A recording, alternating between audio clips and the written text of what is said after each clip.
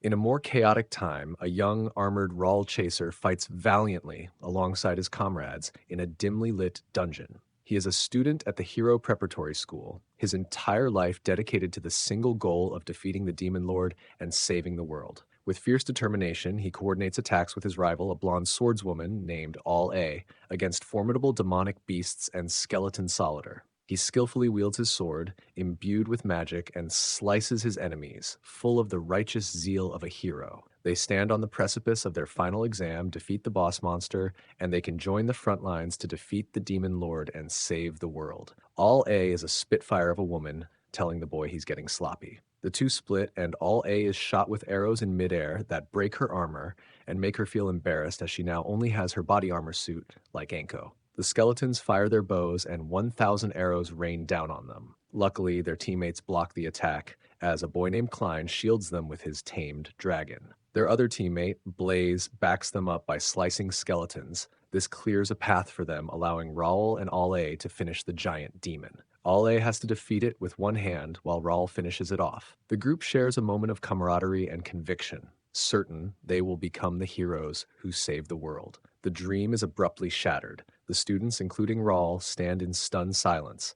Whispers ripple through the crowd, carrying the unbelievable news that the Demon Lord has been defeated. Not by them, not by any of the heroes they aspired to be, but by someone else entirely. The students are left directionless and despondent, their life's ambition rendered obsolete. The era of heroes has ended before it could truly begin for them. The narrative jumps forward 2 years. Rawl Chaser is no longer an aspiring hero, but a retail employee at the magic shop Leyon, a modern electronics and appliance store in the capital city of the Everett, United Kingdom. Dressed in a dress shirt, blue tie, and brown vest, he half-heartedly attempts to sell a state-of-the-art Panasonic fully automatic washing machine to a couple. He explains its features, noting that its powerful cyclone structure is an application of vacuum magic able to dismember monsters.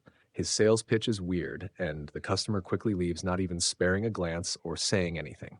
His coworker, a cheerful young woman with a blonde ponytail, is named Nova Luminous, sighs in disappointment, remarking that they need to make sales or their hourly wages will never increase. She labels it a pressing concern for him, given his upcoming payment this month for his credit card. She then goes back to work, climbing a ladder, but not before giving him an eye shot of her undergarments, given the uniform. Rawl tries to tell her this, but the girl is unaware of his staring. Their slow day is suddenly interrupted when a rough-looking man comes burst into the store, loudly asking if they have any Magicassette tapes. After confirming they have some in stock, the men celebrate, loudly proclaiming that Magic Shop Leon is the best place to find old, unsold stock, yelling to his friends outside of the news. This initial inquiry opens the floodgates, and a massive crowd of customers suddenly descends upon the store, all demanding the obsolete tapes. Raul and Nova are overwhelmed by the rush.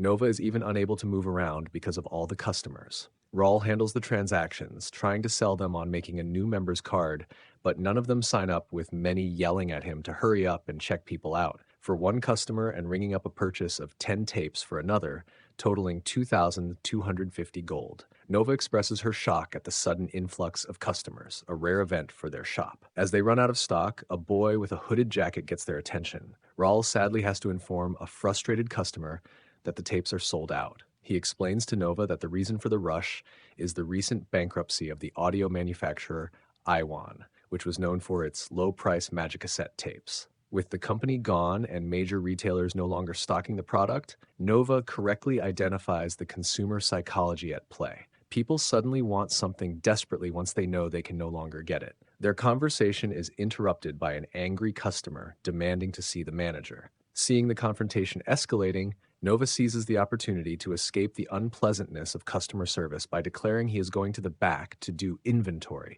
leaving a protesting Raoul to deal with the situation. With an aggressive and demanding tone, the person demands to see the manager. They impatiently gesture with a crumpled piece of paper, slamming it on the table. Raul then reads the paper to see it's a resume. The store manager, Sierra August, appears with her usual bright and cheerful demeanor, a big sister type who says "ara ara" all the time.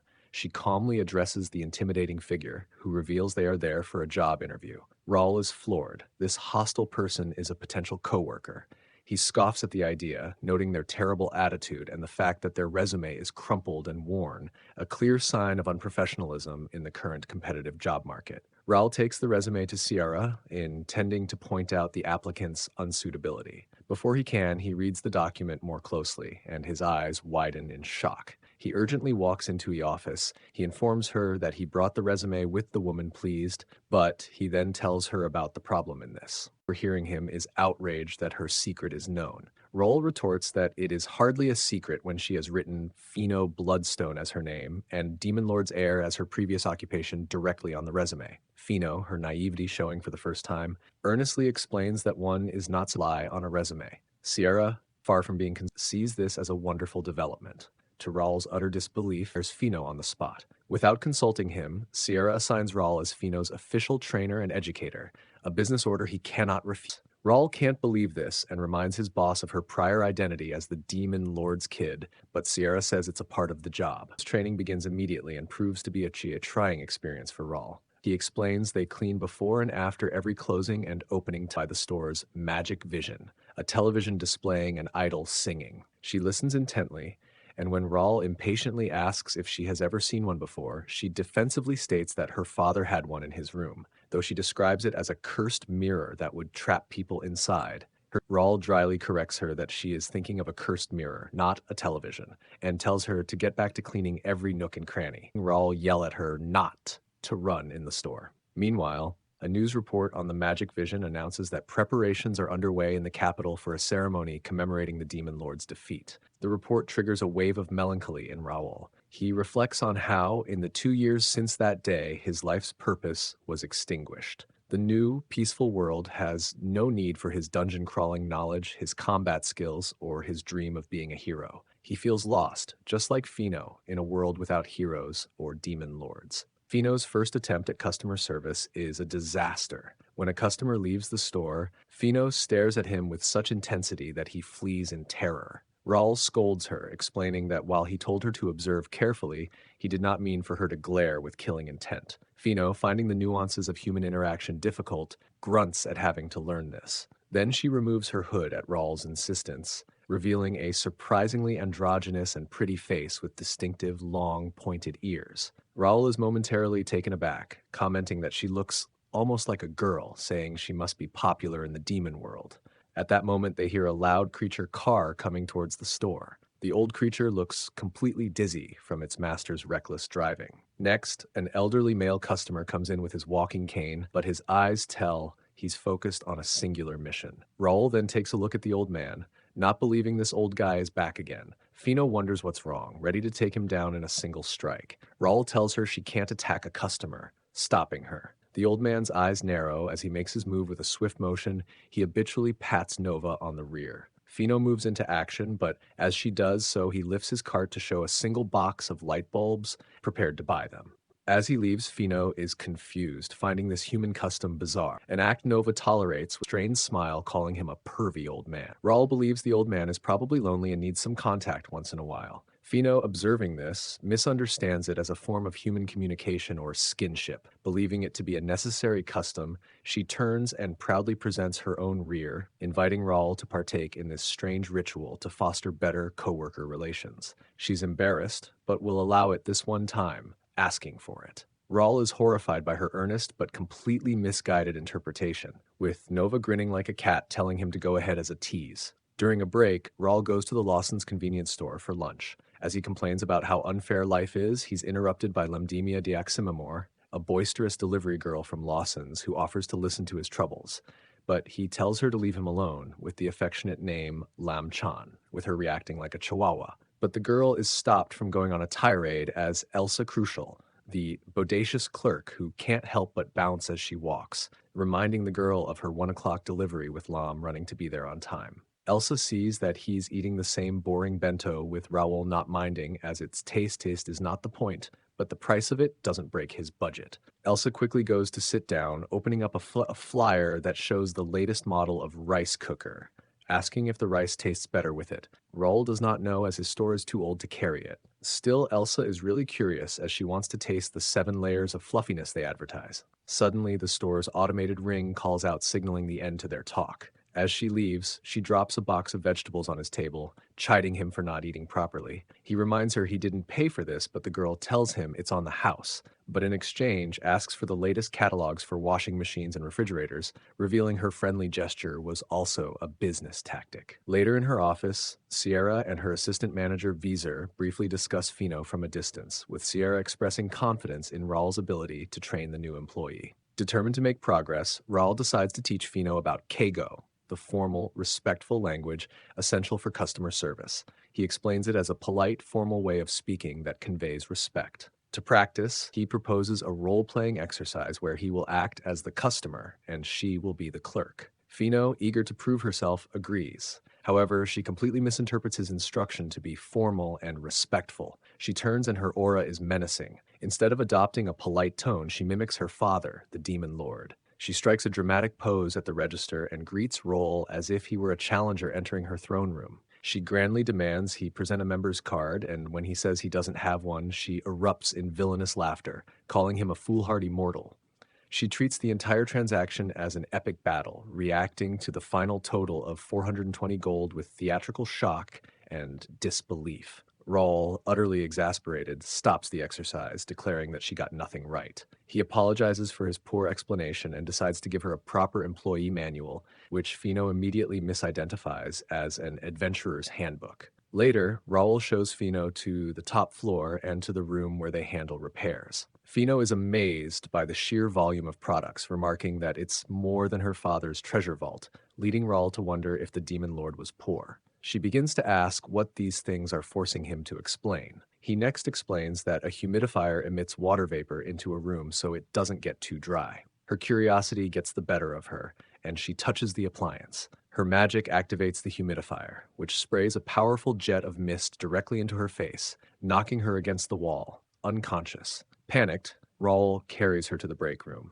but he can't help but comment that her resistance as the offspring of the Demon Lord is low. He checks the employee board to see he'd be alone as the other senior employees were off on business. Seeing that her clothes are soaked, he hesitantly decides he must change her to prevent her from catching a cold. As he begins to unzip her jacket, he sees the bounciness of her chest, a chest he hadn't noticed till now.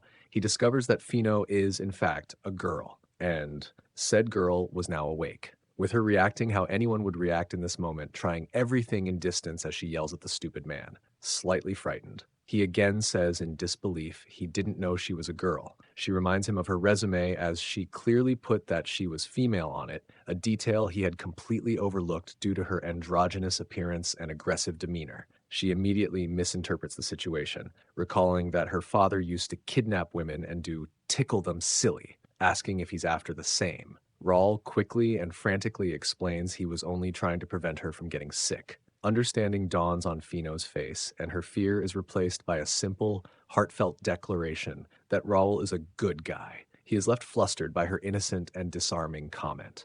Now dressed in a large company t-shirt, Feno proudly shows off her new equipment, declaring her battle preparations complete and letting out another villainous laugh. Raul quickly shushes her with a bop on the head, warning that her intimidating laugh will scare customers away. He instructs her to do nothing but smile until she has memorized the manual. Just then, an old woman walking home comments on the two, telling her to keep up the hard work. As she walks away, Feno looks back at Raul asking what to say. Raul tells her to thank the woman. Feno then thanks her and gets a positive response. Soon more comment on her hard work, creating a positive loop of thank you. This causes Raul to look on proudly at his junior coworker. Later that evening, Raul goes to get a meal at Lawson's for dinner. As he walks home, he sees the lights still on at the store, even though the store officially closed. Raul gets curious and goes back to the store, only to discover that Feno is still there. He finds her at the sink washing herself, completely bare-chested, not having a problem with him seeing her like this as she calmly explains what she's doing. As she doesn't have a home. He then questions how she was embarrassed earlier today but is perfectly fine now. Feno doesn't see it a problem as the soap bubbles keep her covered. Raul sighs, not understanding a demon's sense of modesty. Raul is further horrified to discover she is washing her hair with a powerful degreasing dish soap because the package promised to get things sparkling clean. He frantically tells her to rinse it out immediately as it's stripping away all the essential oils from her hair. Resigned to his fate as her caretaker, Raul fetches a display model hairdryer to dry her now squeaky hair. As the warm air blows, Feno marvels at the human technology. She reflects that if her father had not been defeated, she never would have learned about such wonders. The comment makes Raul pause, and he remarks that if the demon lord hadn't been defeated, she wouldn't be in this difficult situation. Feno turns to him with a genuine smile, telling him that because of it, she was able to meet him. She confesses that she was terrified of the human world, but feels safe now that he is with her, and asks him to continue looking after her. Her sincere words strike a chord with Raul. He had only seen his new life as a misfortune, a reluctant compromise after his dream was stolen. But in that moment, he finds a new, small sense of purpose. The tender moment is immediately broken by Feno's curiosity. She asks about a turbo button on the hairdryer. Feno begs him to press it. Reluctantly, he gives in, pressing the button for just a second. The hairdryer unexpectedly erupts with the force of a tornado, sending them face first into the wall and everything else in the room into a chaotic whirlwind, causing an earthquake of an explosion in the office. As the wind dies down, Feno apologizes for her curiosity, but still marvels at the power of the device, while Raoul sighs in resignation, lamenting that he is, after all, truly unfortunate. On a bright morning with Feno still sleeping at work, Raoul Chaser walks to work, observing the daily routine of his neighbors who greet him with a good morning. Raoul wonders why the man is up so early every morning. That's when the older man is diligently charging a large magical battery, explaining that without it, their refrigerator and washing machine won't work. He muses that it would be convenient if a power source existed that could hold a magical charge for more than 24 hours. For the past 100 years, the world's infrastructure has been deeply reliant on magic items, powered by stored magical energy. As Raoul continues his commute, he reflects on this reality. For a century, magic has been the cornerstone of their modern life, powering everything from streetlights to public facilities. He speculates that if magic could be supplied directly to every home, the demand for appliances like the ones sold at his store would skyrocket, bringing much-needed prosperity to their business. Upon arriving at the magic shop Leyon, Raoul is immediately confronted with the chaos that is his new trainee. He finds Feno Bloodstone in the break room, full commando, which prompts an exasperated command for her to put on her clothes, with Feno having no modesty. The workday begins, and Feno's attempts at customer service are still comically misguided. Feno strikes a dramatic, villainous pose. She grandly invites the customer to state their purpose, offering to guide them to their desired location in exchange for their life. Raoul, overhearing this, immediately intervenes. He scolds her, explaining that one cannot demand a customer's life as payment for simple directions. Feno, taking his criticism with a frustrating literalness, asks what she should demand instead. Raoul, exasperated, tells her not to demand anything at all, but to simply answer with a smile, a service that costs 0 gold. Their training session is interrupted by a man in the same uniform as Raoul, who coolly asks for a moment of their time. Feno, instantly suspicious, demands to know who he is and what he's plotting. Raoul clarifies that this is Vicer Crossroad, the assistant manager of the store. Feno, processing this new information, identifies him as the store's number 2. Vicer, ignoring her theatrics, states that he has business with both of them and gestures for them to follow him. He leads them to the broken hairdryer from the previous night, lightly scolding them for damaging a display model, with Raoul bowing his head as an apology, grabbing Feno to do the same. Vicer, who Raoul reveals is a former magic engineer, ME, examines the device. He points out the intricate magic formula, a complex series of written circuits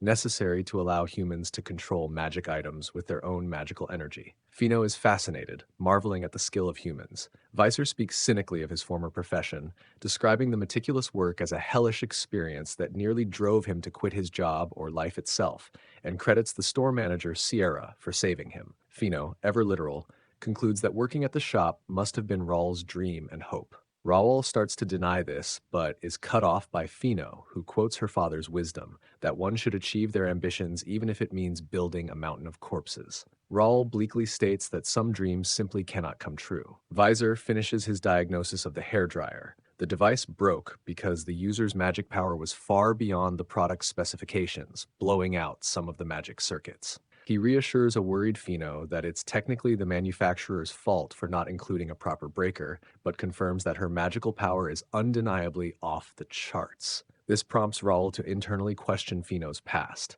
Wasn't she also in a similar situation, reluctantly taking a job because she couldn't become a demon lord? At the same time, a striking blonde-haired girl is looking at a poster saying they're hiring in the capital. Later, Raul continues Feno's customer service training, focusing on memorizing the 8 great phrases of customer service. He demonstrates the phrases with perfect politeness, and at first, Feno is showing great improvement, copying the phrase and hand gesture. But Feno's attempts to mimic him are a disaster. She mangles the words, turning polite greetings into bizarre declarations. When told to say, "I am terribly sorry," she instead proclaims, "I'm sorry you're lame." Frustrated with her inability to learn them, she insists she cannot memorize them so quickly. With him telling her to take this serious, Feno is hurt but doesn't show it, be reaffirmed she is.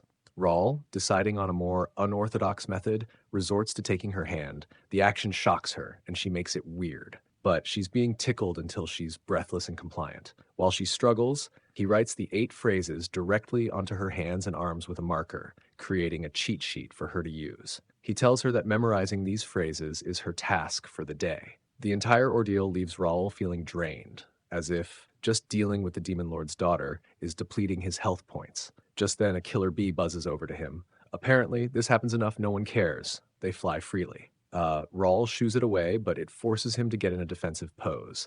As he channels magic power, Raul has a vivid flashback of a job interview. Raul beams and excited to say he can take down a dungeon boss in one hit. The interviewer questions how his special move, the Raul Slash, could possibly be useful in a company with no dungeons to conquer. In the memory, an interviewer mercilessly picks apart his resume. He has no working experience, no certifications to speak of, so has nothing to offer them. Each question he's forced to answer with no. The memory fades as the bee just flies away.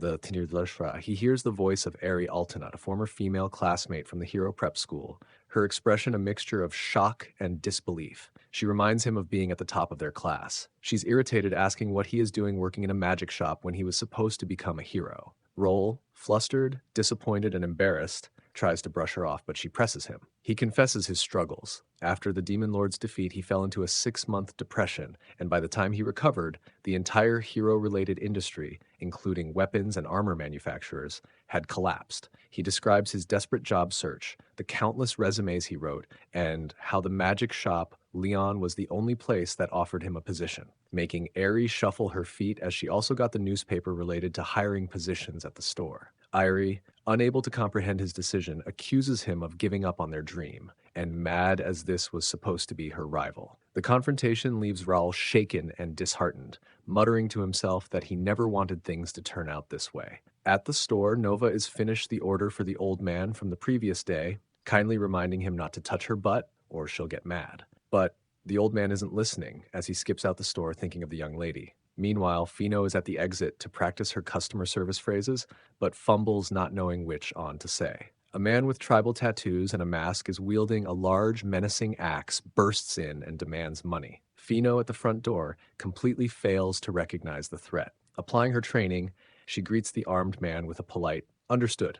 Please wait a moment." The robber is stunned into silence by her absurdly calm and formal response. During his lunch break, Raul is sulking alone at the convivence store. When the delivery girls walk over to him, Elsa questions why he has ordered lunch from them today, and Lamdemia, du Aximemor, first declares her arrival in first person, then tries to cheer him up, misinterpreting his mood as a ploy to get a girl's attention, telling him not to worry, as she's here now. But Raul reassures her it's not that. But thanks, Lamchan, for coming, causing her to yell at him to stop calling her Lamchan. As she leaves to take an order, a new crisis unfolds in the store. Feno tells the man to wait as she has no idea where they keep the money. She looks back for Raul but figures he's on his lunch break. But she does see Nova, who like her shows no fear and is instead trying to sell a dishwasher to an old woman. Feno, seeing she needs to handle this on her own, reverts back to her Demon Lord bravado, ready to accept the challenge. But then, she realizes she needs to use the customer service phrases and apologizes. The man is tired of being disrespected and goes in to chop her head off, but she bows, just in time apologizing. This causes the two to headbutt each other. Her hard head proves to be too strong as this knocks him down and the axe out of his hand. Feno then picks it up, worrying the man with him yelling for her to stop. Feno stops like a traffic light, making the man thank her for her consideration, asking to have it back. Feno agrees as it lands close to his head, cutting the mask. Raul returns from his break to this bizarre scene. He finds the man on the floor with an axe with Feno. He believes Feno is the one that attacked this man, asking if the customer is all right. But the robber, growing increasingly frustrated with Feno, begins to swing the axe. Feno continues to treat him like a difficult but legitimate customer. Feno explains to Raoul that the man is looking for the money department. Raoul, his eyes wide with alarm, clarifies that the man is a robber. All the while, the two easily manage to dodge all the attacks, not taking the man serious. This is a critical revelation for Feno. She asks if this means he isn't a customer. When Raoul confirms he is a bad guy, Feno's entire demeanor shifts.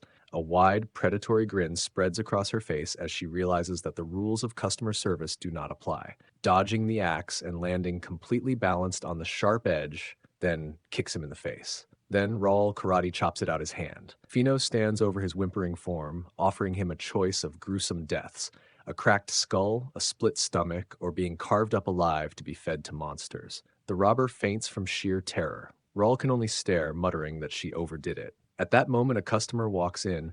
She sees the axe and screams. When Sierra and Weiser return from a trip to the head office, they are remarkably unfazed. They nonchalantly congratulate Nova for managing to sell a refrigerator during the hostage situation, calling for everyone to give her a round of applause. They then offer a perfunctory round of applause to Raoul and Feno for stopping the robber. Feno beams with pride at being praised. Raoul, however, is too emotionally drained to celebrate. He announces he's leaving for the day to meet up with old friends. He meets two of his male comrades from the Hero Prep school at an izakaya, with them saying it feels like they're back in school. They drink and reminisce, but the mood is grim. His friends are unemployed, still clinging to the belief that being a hero is the only worthwhile profession. They speak of biding their time, convinced that the world will need heroes again someday. They bring up Irie, their former teammate, saying she should be in the city. Roll lies, saying he hasn't seen her yet with the boys, also remarking they didn't speak after school. Roll feels a growing sense of distance from them. They are trapped in the past, unable to move on,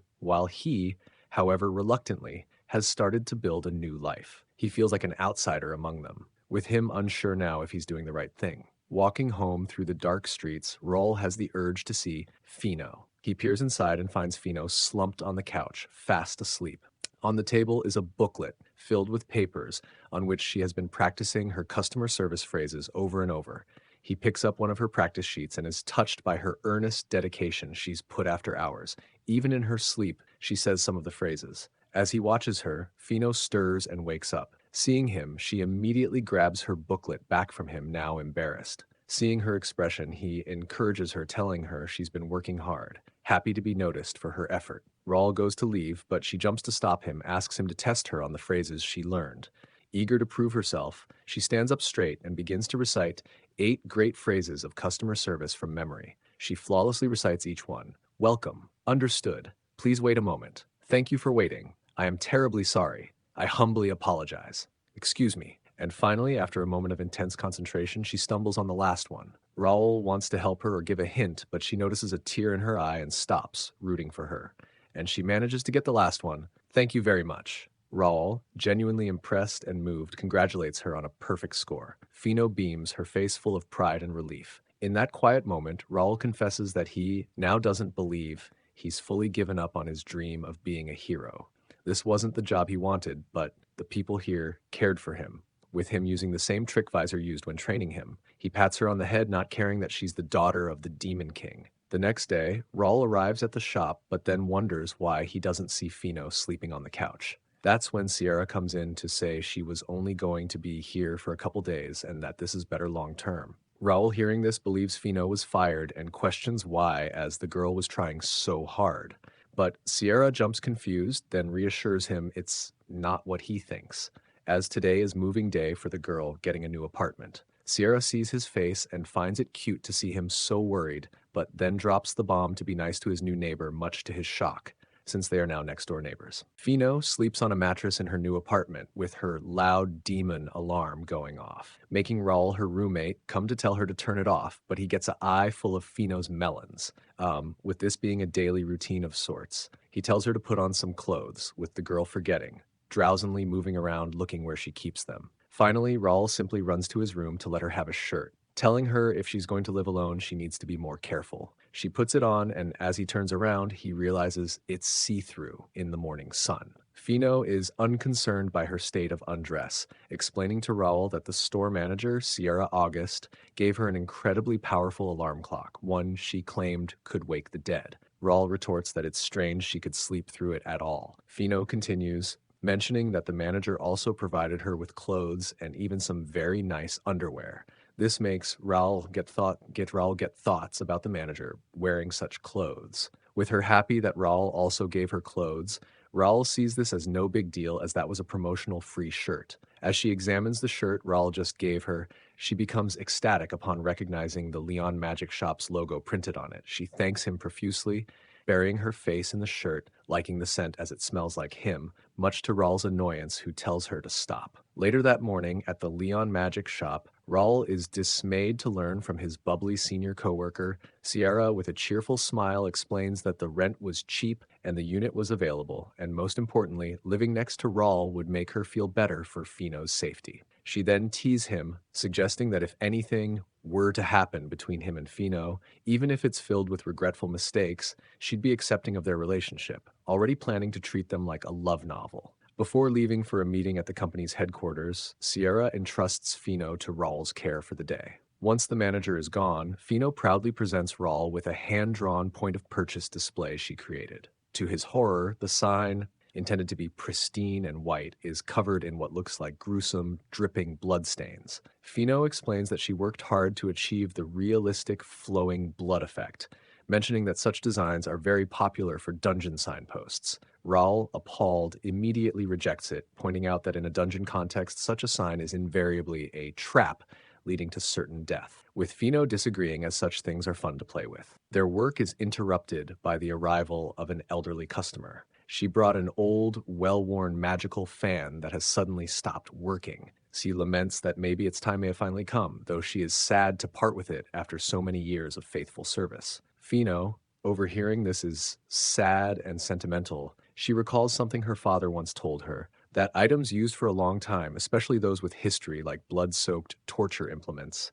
become better. Raoul quickly cuts her off, understanding her sentiment despite the grim example, and offers to take a look at the appliance for the customer. As he begins to examine it, he shows that he's out of his depth. The screwdriver is snatched out his hat as a monotone voice tells him to leave this job to people that know what they're doing. Fino, seeing the new person, becomes defensive and ready to strike, asking Raul who this is. Raul calmly explains this is Lore Senpai, a senior staff member who specializes in deliveries and off-site maintenance. Lore expertly diagnoses the problem with the fan and is sure she could fix it, but now she needs the elderly woman to fill out a claims form, directing her to a place she can sit down. The elderly customer is overjoyed and turns and bows, thanking Raul and Fino sincerely for the help. The simple act of being thanked has a profound effect on Fino. She is visibly stunned, her hands tremble as she's so happy being like kid on a sugar high. Meanwhile, at the store headquarters, Sierra and Visor sit down in front of one of the chairmen who goes over the store's high customer satisfaction rate, being at 93%. Being the highest in all the chain stores, with Sierra politely thanking Mr. Gill. But he's the type of man that cares about his dollar, with him telling them to work harder to make higher sales as they've hit rock bottom. He informs them of a new corporate strategy he has to boost sales. He calls for his assistant Eric, and the man with a clipboard goes over what they plan to do. They will double their inventory, bringing in products from smaller manufacturers, and launch aggressive discount sales to boost revenue. Sierra politely smiles while Visor sighs, as this is going to be a long meeting. As he speaks, Elza Crucial, who runs the neighboring convenience store, greets Fino. She complains that Raoul never got around to introducing her to the new employee. Fino and Elza greet each other, and Elza recommends her store's devil chicken nuggets to Fino. Raoul sighs as she's already immediately in her sales mode. Fino eagerly agrees to try it. Elza calls out to her coworker, Lam, to go get it. Raul introduces Fino to Lamdemia. Fino excitedly greets her, while Lam, who is normally boisterous, shockingly only gives a brief, mumbled greeting before preparing the chicken nuggets. As she's getting the order, she notices how easygoing Fino is with Raul and Elsa, making her feel confident again. Later, everyone is back at the store diligently working. The bell on the shop door chimes again, announcing another arrival. Raul looks up to welcome the customer only for his face to fall. It is All A, She tells him that's a funny way to greet a customer, with the girl having a habit of always saying his first and last name, with Raul also having a habit of calling by her hero name All A, in which she tells him to call her by first name Ari. Raul is now uninterested, asking her what she wants. She smirks, remarking that she's just there for some shopping, though she admits there is some satisfaction in seeing her old rival working as a cashier. Raul, in turn, questions why she's shopping here, as from their last conversation, he assumes she found a good job. Ari looks away. She confirms this, albeit vaguely, stating that she works for a private security company. She describes it as a sort of civilian hero role. Raul expresses genuine admiration, while telling her he expected nothing less from her, as she was always the responsible, dedicated type. Ari brushes off the compliment, adding that she needs to earn good money to afford the equipment necessary to continue fighting demons. Raul is taken aback by this, reminding her that the war against the demon lord is over. Ari's expression hardens. She furiously rebukes the notion that the fight is finished, describing demons as cruel, despicable, and wicked, and declares that it is the sacred mission of all heroes to eradicate every last one of them. Feno, who is running, sweeping the floors, freezes, with Raul thinking this is the worst time for her to show up. She doesn't get it, but her expression shifts from curiosity to intense focus. Her eyes narrow as she looks at Ari's body language and Raul's miserable state. Shifting her mop ready for battle, Ari is confused. Feno energetically explains she read the handbook, the single worst enemy a retail store can face, capable of destroying entire companies. Believing it is her duty to protect the store, and declares that she will defeat Raul, mortified, quickly covers her mouth. Ari questions why this girl mentioned the Demon King, and explaining to a bewildered Ari that Feno is a new employee who says strange things, making her blush. Ari seems to accept this explanation, telling Raul to clarify to the girl that she is not a complainer. Feno decides to offer Ari the highest form of apology reserved for demon royalty. She lunges forward, but Raul yanks her back just in time, ordering her to stay put behind the counter. All the while, Ari looks on feeling jealous. At that moment, a delivery arrives from headquarters. It's a large, unfamiliar air purifier. Raul is annoyed, questioning why headquarters would send them such an expensive, unsellable item. Feno, however, is fascinated. She marvels at human ingenuity, believing such a device that can clean the air must be a world-saving invention. Feno wants to turn it on, but Raul tells her it's better they leave it in the manager's office. Suddenly, Elza appears in casual clothes, curious about the new product. She scolds Raul for not informing her of new inventory immediately. Raul is more concerned to see her at this time, asking her, doesn't she need to be at work? With Elsa saying it's fine, as she has Lam Chan covering for her. Seeing that the manufacturer is unknown even to her, she declares it's suspicious and insists they test it. Raul watches, thinking it should be fine since Ari is their only customer at the moment. With Feno egging her on, Elsa presses the power button. For a moment, nothing happens. They lean in, thinking it's dead on arrival. Feno goes to check to turn it on too, but just like with the hairdryer, her magic power overrides it. Suddenly, the machine whirs to life with a violent shudder. Purple, slimy tentacles shaped like hands erupt from its vents, flailing wildly around the room. One of the arms snakes around Elsa, trapping her. Then in the next moment, it manages to grab Nova. Luckily, Raul and Feno are fine as they athletic doge the tentacle monster, with Raul showing he's still got it using the broom as a sword. Still, it's not enough. Ari then comes running over to see what all the noise was about. He explains the situation, and Ari then gets attacked by the slime monster. But as he calls out her name, she easily swats away the slime with her hand like Might Guy, with Raul reminded she's all A for a reason. Just then, the monotone voice of Lore interrupt. Lore, who had been quietly working in the back, identifies the phenomenon as a witch's arm, a classic magic item malfunction. But as she explained, Raul screams as Lore Senpai was captured. Lore tells him to remain calm as this problem can be solved temporarily, but does say faulty products should be sent back. The only way to stop it is to cut the power, but the flailing arms are blocking the switch. With that, Ari asked for the broom, and she does an enhancement spell to strengthen the broom using her Thousand Blade Dance attack, freeing the girls. With that, the non-fighters run to safety, thanking them. But then Ari's broom turns black and disintegrate, and she's trapped by the tentacles. With her trapped, Raul has no idea what to do to save her as he has no weapon. Feno doesn't hesitate to try and save Ari. She dodges some of them, but ends up soon trapped as well. You've seen slime in anime, so you know what they do. As Ari hangs there, she questions why Feno came to try and save her. Feno recalls the store manual's prime directive: protect the customer at all costs. Rawl runs to the supply closet, remembering a sword being there. As Feno is about to be choked, she cries, calling out for Rawl to save her.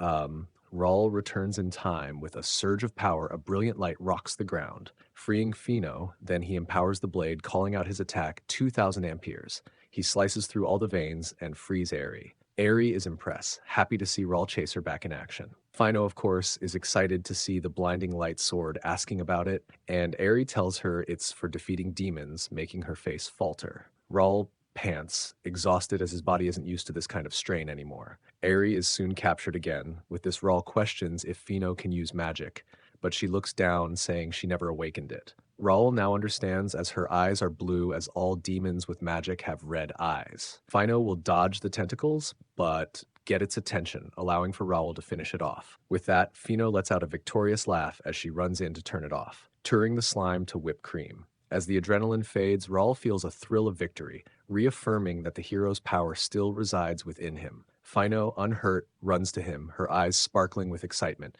She tells him how amazing and cool he was. At that moment, Aerie's earlier words about her mission to destroy all demons echo in Rawl's mind. Rawl pats her head, accepting the girl. Fino, overcome with emotion, throws her arms around him in a tight, slimy hug while giggling, with Aerie staring at them. Rawl gets embarrassed, and they get up. After a moment, they formally introduce themselves. Fino proudly announces her full name, Fino Bloodstone. Aerie, in turn, looks at the slimy hand, is reconsidering shaking it, but doesn't have enough time as Fino shakes her hand. Later that evening, Rawl and Fino are at the public bathhouse, washing off the slime. On the way home, Fino is still giddy, swirling a bath towel as she remembers the day's events and declares that the bathhouse is the greatest place ever, asking for them to go every day. Rawl doesn't see how she can be so carefree.